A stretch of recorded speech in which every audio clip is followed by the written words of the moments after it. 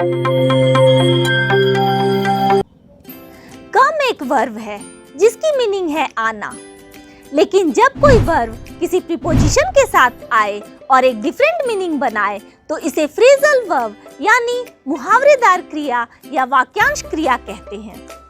ठीक इसी तरह से जब एक वर्ब एक एडवर्ब के साथ आए और एक डिफरेंट मीनिंग बनाए, या फिर जब एक वर्ब एक एडवर्ब और एक प्रीपोजिशन के साथ आए और एक डिफरेंट मीनिंग बनाए तो इसे भी फ्रेजल वर्ब कहते हैं। तो आपको इसके ग्रामेटिकल फीचर्स के बारे में ज्यादा सोचने की जरूरत नहीं है। आपको सिर्फ इन फ्रेजल वर्ब्स की मीनिंग को ध्यान में रखना है, ताकि जब भी आपको इन फ्रेजल वर्ब्स का सामना करना पड़े तो आपको इसकी एक्चुअल मीनिंग के बारे में पता हो। तो अगर आप अपनी इंग्लिश को स्ट्रॉन्ग करना चाहते हैं तो आपको इन फ्रेजल वर्ब्स के बारे में जरूर जानना चाहिए। तो आइए आज हम कम से रिलेटेड कुछ ऐसे ही फ्रेजल वर्ब के बारे में जानते हैं। So let's get started. Come along. Come along means किसी का साथ, यानी कि किसी को कंपनी देना।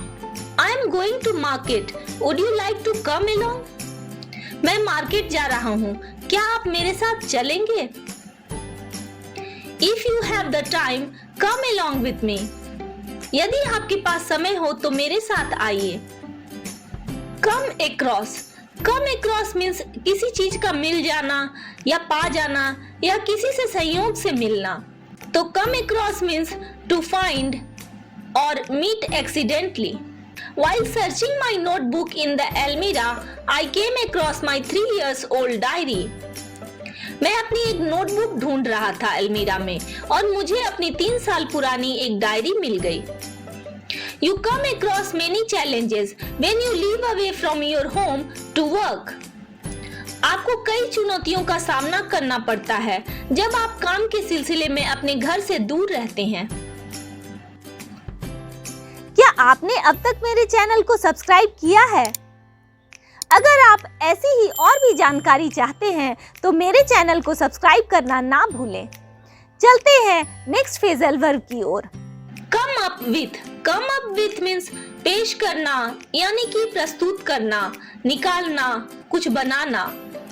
To produce or to present something. He came up with a very good idea.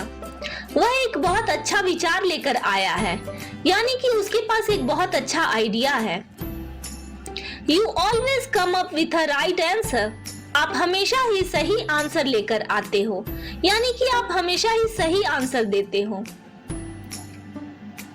Come down. Come down means नीचे आना। To move या फिर fall down. Due to heavy storm, the trees came down. भारी तूफान के कारण पेड़ नीचे गिर गए। चूंकि ये सेंटेंस पास्ट का है, इसलिए यहाँ come down को came down के रूप में यूज किया गया है।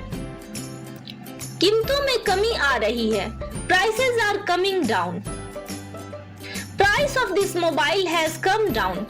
इस मोबाइल की कीमत में कमी आई है। Come on. Come on को हम 2 अर्थों में यूज कर सकते हैं। पहला to encourage someone, यानी कि किसी को प्रोत्साहित करना, और दूसरा to stop someone being ridiculous, किसी की बेतुकी बातों यानी हास्यास्पद बातों को मना करना।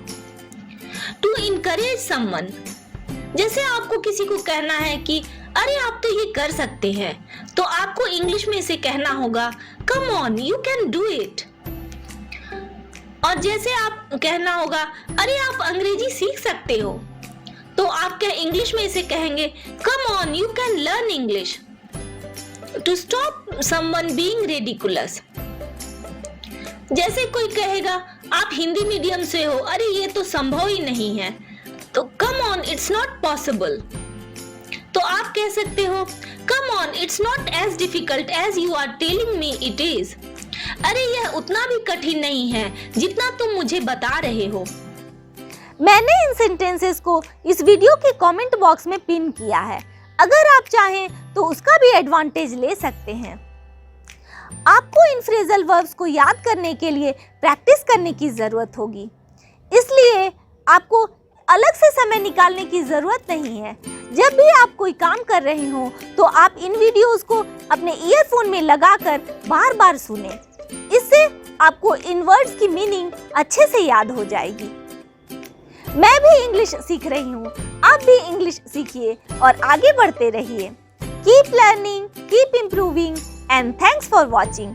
Take care, happy learning.